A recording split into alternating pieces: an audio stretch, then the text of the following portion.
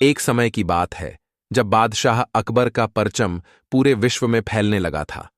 उसी दौरान तुर्किस्तान के बादशाह को अकबर की बुद्धिमत्ता की परीक्षा लेने की सूझी। तुर्किस्तान के बादशाह ने अपने दूत को संदेश पत्र देकर कुछ सिपाहियों के साथ दिल्ली रवाना किया। बादशाह ने पत्र में लिखा था, मुझे सुनने में आया है कि भारत में ऐसा पेड़ है जिसके पत्ते को खाकर इंसान की आयु बढ़ाने में मदद मिल सकती है। अगर यह बात सच है तो मेरे लिए उस पेड़ के कुछ पत्ते जरूर भेंजे।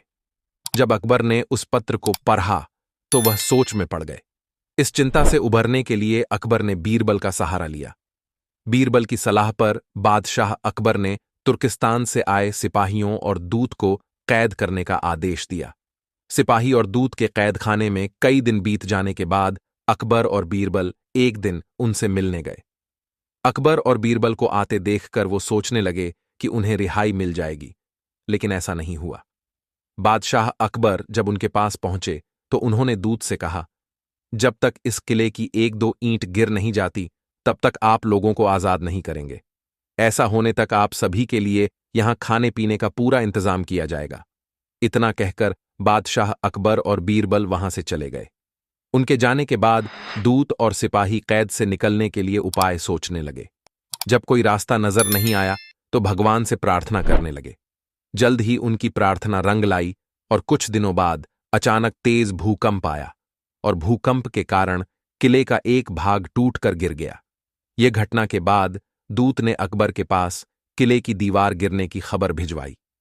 यह खबर सुनते ही बादशाह अकबर को अपना वादा याद आया और उन्होंने तुर्किस्तान के दूत व सिपाहियों को दरबार में प्रस्तुत होने का आदेश दिया।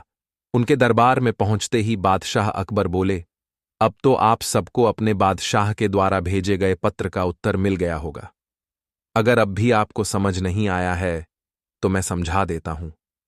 तुम सिर्फ 100 लोग हो और तुम्हारी आह सुनकर किले का एक हिस्सा गिर गया तो सोचो, जिस देश में हजारों लोगों पर अत्याचार होते हैं उस देश के बादशाह की आयु कैसे बढ़ेगी।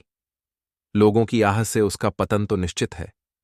हमारे भारत देश में किसी गरीब पर अत्याचार नहीं होता, यही होता है आयुवर्धक वृक्ष। उसके कुछ दिन बाद बादशाह ने उन सभी को उनके देश भेज दिया है और रास्ते में होने वाले खर्चे के लिए कुछ पैसे भी दिए। दूत ने तुर्किस्तान पहुंचकर भारत में घटित सारी बात विस्तार से बादशाह को बताए।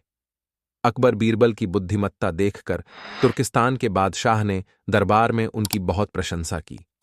कहानी से सीख। इस कहानी से यह सीख मिलती है कि सभी के साथ प्रेम से रहना चाहिए और कमजोर पर अत्याचार नहीं करना चाहिए। साथ ही वही देश तरक्की करता है जहां प्रजा सुखी रहती है।